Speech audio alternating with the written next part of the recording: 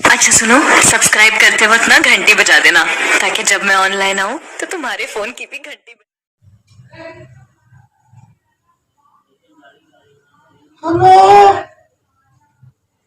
Hello, क्या मम्मा सब ठीक है?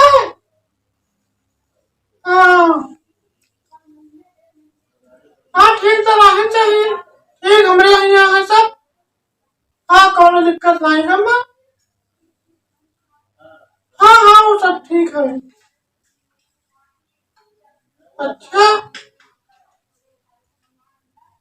हाँ कहा बताइए भैया, कोनो काम धाम है नहीं। चलिए अब खाना वाना का एक समय हो ही गया है।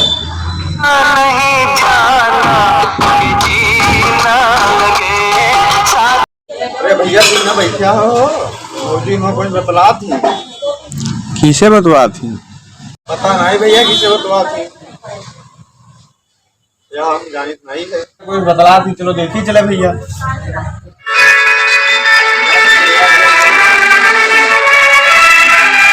हाँ तो सब ठीक है ये है।